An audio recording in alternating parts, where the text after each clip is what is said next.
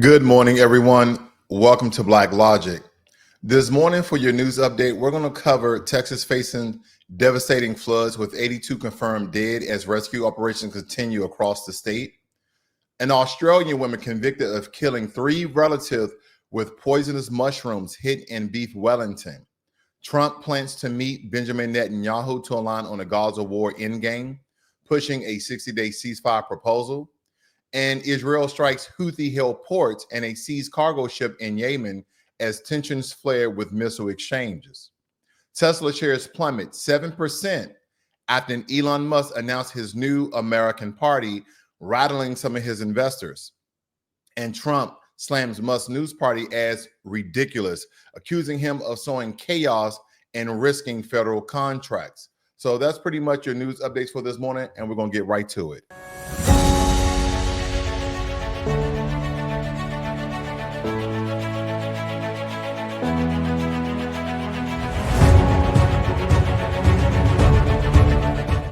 So there's nothing Hollywood about the real horror that's going on in Texas right now. This is absolutely a reality. Ravaging rains turned the Guadalupe River into a 20-foot wall of water, sweeping away cabins at Camp Mystic. At least 82 people are confirmed dead, including 28 children, with dozens still missing and over 850 people rescued. But yet the searches are still continuing for at least 11 campers with their camp counselor. Officials warn there could be more rain that will worsen this particular strategy. Now, this is near and dear because this is around 4 or 5 hours from where I live in Texas. But nonetheless, if you guys have it within your heart, you guys should definitely try to donate and support a lot of the families who are going to be reeling from this. A lot of people lost their homes. Unfortunately, one of the most tragic people have lost their lives due to this. Now, this is Convoy of Hope. Also, President Donald Trump has weighed in on this national emergency. He stated, "I just signed a major disaster declaration for Kerr County to ensure that our brave first responders immediately have the resources that they need.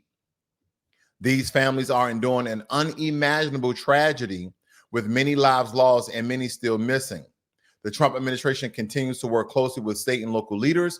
Secretary of Homeland Security Kristen Noem was on the ground yesterday with Governor Greg Abbott, who is working hard to help the people of his great state. Our incredible U.S. Coast Guard, together with state first responders, have saved more than 850 lives.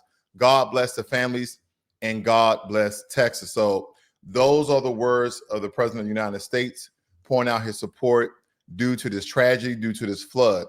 And rain is still expected within that region for the next couple of days. So I'll keep you guys abreast of this updated news story right here on Black Logic. Thank you guys for joining me here this morning.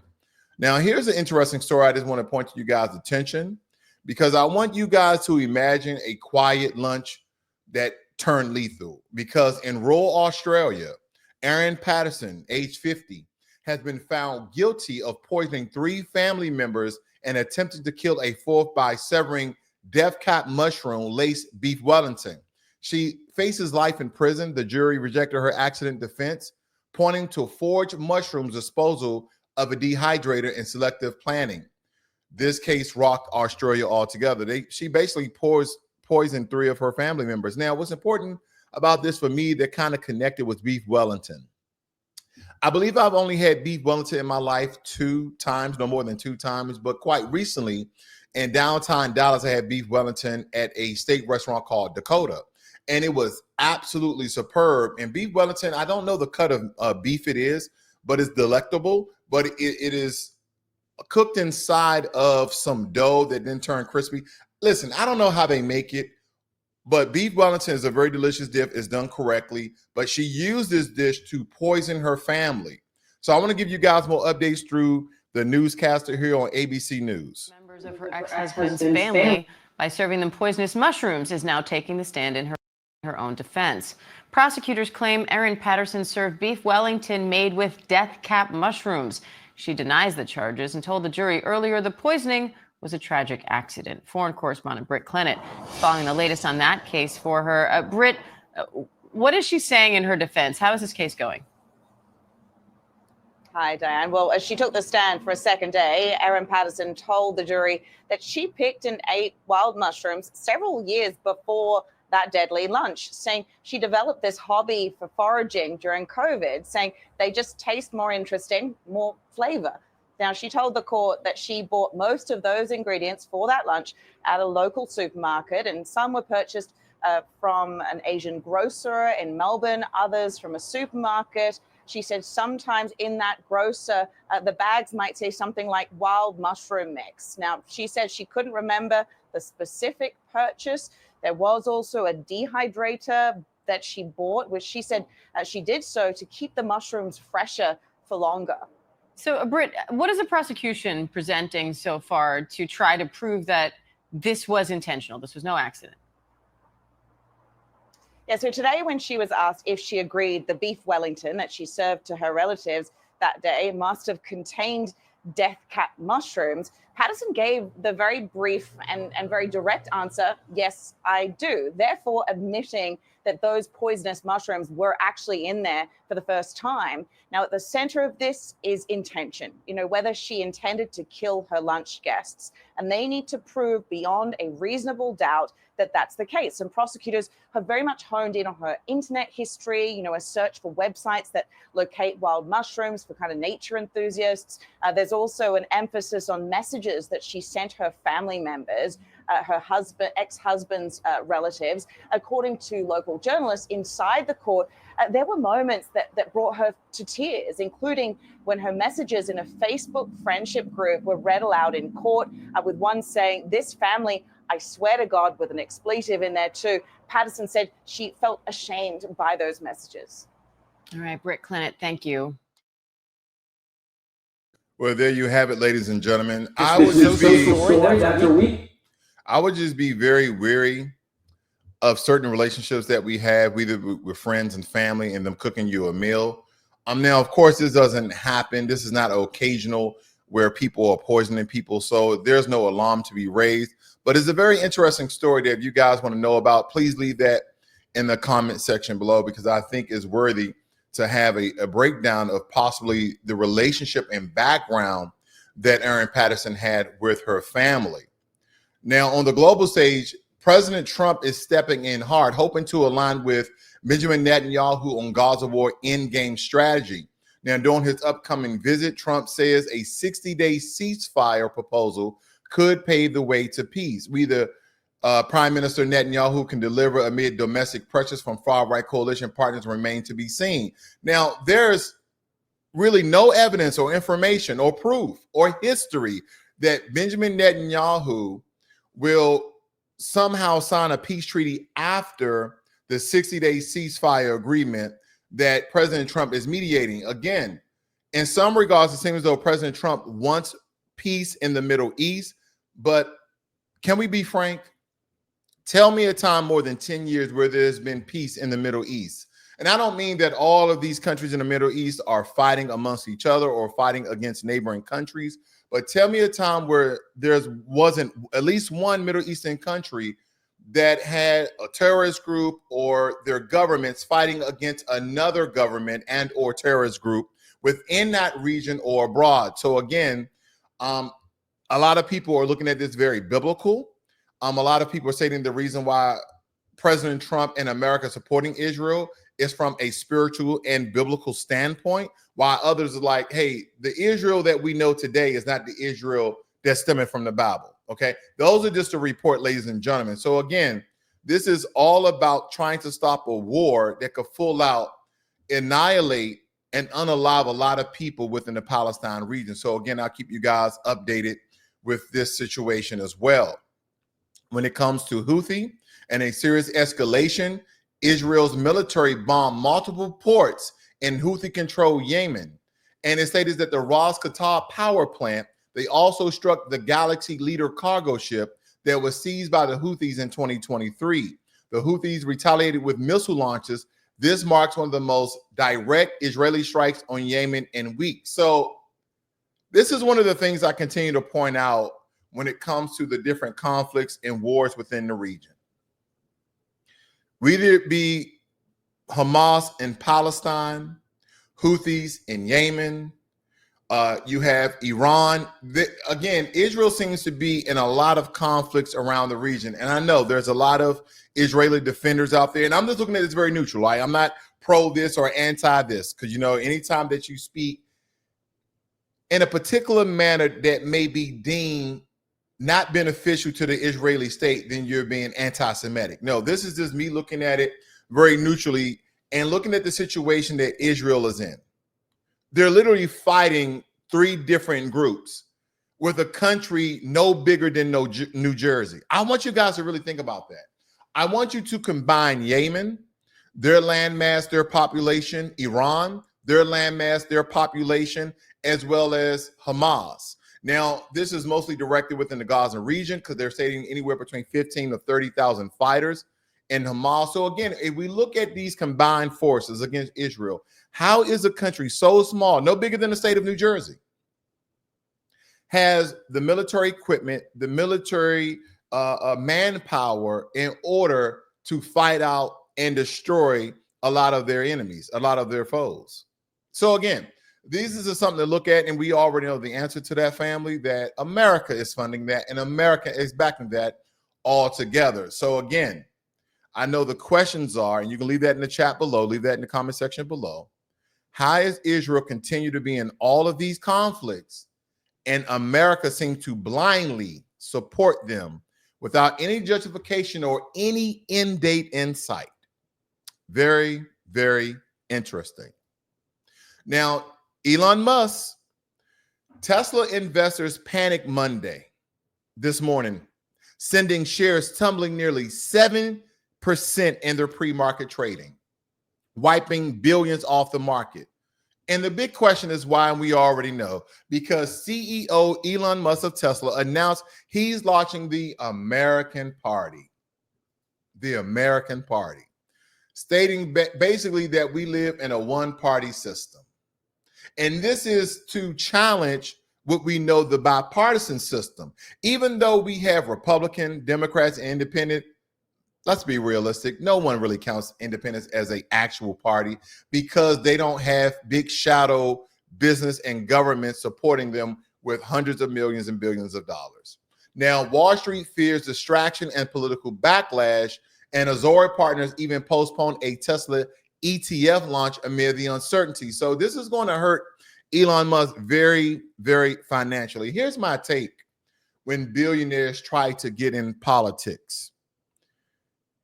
Also entertainers like Ronald Reagan, Arnold Schwarzenegger, and all other sorts of people have gotten into politics. I don't think they know how heavy politics is and how corrupt politics are, and how in some regards, in order to get the funding, in order to get legislation passed, to have certain bills move through the Senate, move through the House, to even convince the president to sign into law, what would you have to do in order for that to happen? Now, Elon Musk is the richest man in the world, but let me tell you, ladies and gentlemen, money does run out. Government contracts do end, and investors' money do dry up. Investors can withdraw their money at any time, which has done this. They have withdrawn a lot of their millions of dollars within the Tesla stock, which has dropped significantly by 7%. And 7%, so to some people who are not understanding how powerful Tesla is, how rich Elon Musk is through his companies, through government contracts, and through the board of directors and these private not angel investors, but his investors that invest in Tesla and probably SpaceX and Nothing and Gronk AI and all these other companies that Elon has. You're telling people that you're going to use their money, their investors' dollars to start this American party because, again, he's going to need millions of dollars to start this party. Is he going to use his own dollars? Is he going to use the revenue and profit from Tesla and or SpaceX? And that's dipping into government contract money. So again, a lot of people are asking questions on how Elon Musk is going to form this party and with who or what money he's going to be using. But I'm going to give you guys my take right after this next story I have that you guys, because Trump's called Elon Musk's new political party ridiculous. And there's a microphone drop because Trump, again, he's like, this new party is ridiculous, warning that the third parties only sow confusion. He claimed Musk is a train wreck and threatened to pull federal contracts from Tesla and SpaceX. And this feud has deepened, with Trump also condemning Musk's former NASA nominee tied to him. So Trump may let go Elon Musk's nominee for NASA, which, again, Trump has approved for him to be a part of NASA. But again, he may retract that. So again, when we look at this story and the relationship between Elon Musk and President Trump, a lot of people already predicted that this was going to be a falling out because you have two rich, billionaire, supposedly egotistical narcissists that have all this power and influence, and now they're bumping heads because they do not align. A lot of you guys have friends that with certain topics and situations and incidents that you just don't agree. Your ideals do not align, but do you guys then become enemies and then use people in the wake of this destruction? Because again, who is this going to affect? Some people are claiming this is totally harmless. Well, let me tell you, you have the president of the United States, which is the most powerful country in the world. He is the president of the most powerful country in the world, and he's warring with the richest man in the world, all in the same country. So let me tell you, ladies and gentlemen, there will be some sort of fallout. I don't know exactly how this will affect the American people, but let me tell you about the American Party and why Elon Musk is creating the American Party. Number one, the power vacuum that's in the United States politics, because both Democrats and Republicans are bleeding public trust. Over 60% of Americans in recent Gallup polls say they want a viable third party. And Musk sees that gap, and he's racing into it like a Tesla in ludicrous mode. It's time for a new party of reason, fairness, and truth. I'm just paraphrasing what Elon Musk stated because he tweeted this on his Twitter or X rather platform. And Musk isn't just selling Teslas. He's selling freedom tech, anti-woke mantras, whatever that may be, and common sense. He's curating an army of independent thinkers, libertarians, frustrated centrists, and MAGA-leaning tech bros who hate cancel culture and love capitalism. Now, with X, Musk owns the political background. He doesn't need MSNBC or Fox News. He is the media when it pertains to X, also known as Twitter. He can shape narrative, troll opponents, spotlight candidates, and fund them all in the house. And that's political warfare 2.0 when we really look at the hallmarks of this.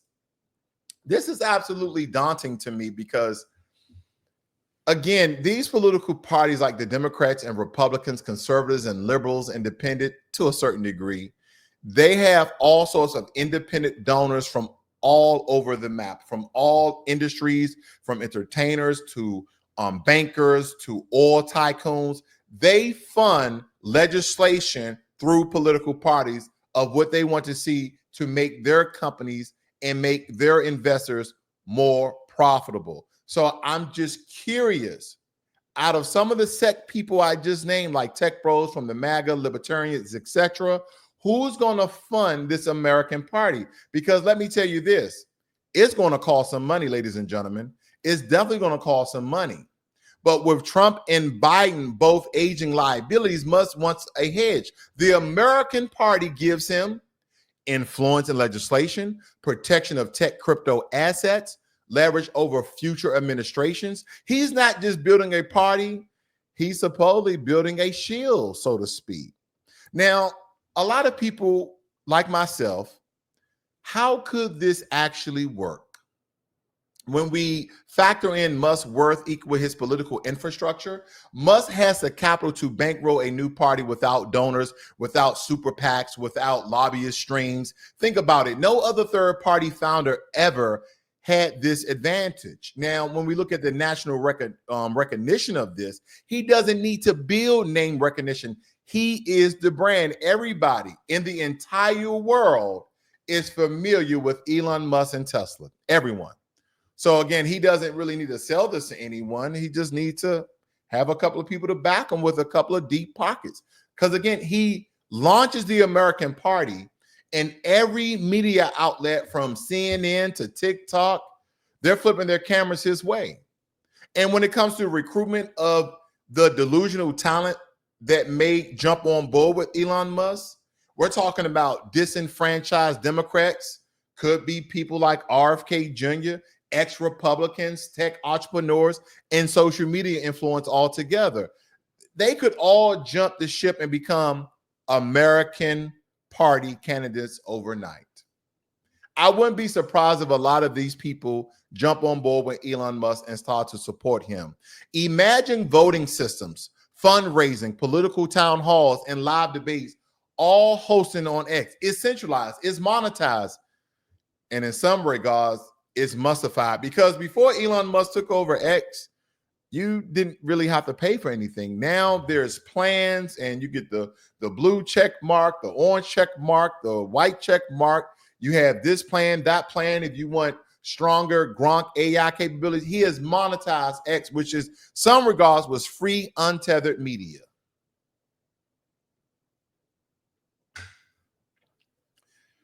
It was free, untethered media. Now, a lot of us have to pay just to get recognition, to get our voices across on X, which at one point in time was a way that we can do this. And this is all behind the big, beautiful bill, no less.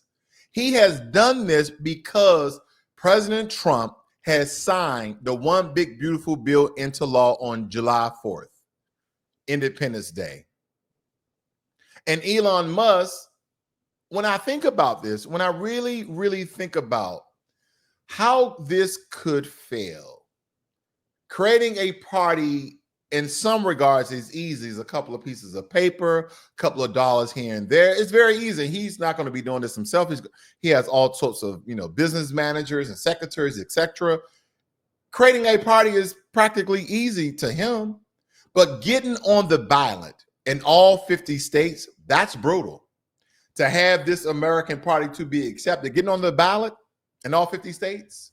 Because here's the thing, folks, you need signatures, you need lawsuits, state by state legal compliance. And this is an infrastructure that Elon Musk does not have yet. Ross Perot got on, but it cost millions. And it took Ross Perot years, and Ross Perot never became president. And when we look at this, again, how this could fail, because I'm giving you two sides of the coin. Musk is a liability, is he not? Because he warned President Trump. He threatened President Trump. If you sign this one big, beautiful bill into law, I will create the American Party. But let's be real. Musk isn't a polished statesman. He's erratic. He's impulsive. And he's very, very deeply polarizing. And that's why President Donald Trump, no less, has stated that this new political party is ridiculous. Because he understands what it takes in order to start a new political party. Because do not forget, President Trump first started off as a Democrat. Then he stated that this is lunacy. I believe, conservatism. I believe in the Constitution. So then he became a Republican. He kind of jumped ship because a lot of the Democrats, a lot of liberals wasn't on board with the ideology of President Donald Trump. And President Trump was like, you know what? The Republican Party is more aligned with me because we're businessmen, we're capitalists, we're this, we're that, etc. Here's the thing with Elon Musk, as I was saying, because again, he's very erratic, he's very impulsive. We know this. One wrong meme or tweet or message on X could nuke his entire movement, because when he gets an itch, when Elon Musk gets an itch, Elon Musk scratches that itch. He holds no bars, and some people love it. Some people even love how President Trump doesn't take no crap for anybody. So again, they may be on board with Elon Musk. I wonder, is the American Party libertarian? Is the American Party technocratic? These are some of the questions I have. Is the American Party conservative, anti-woke?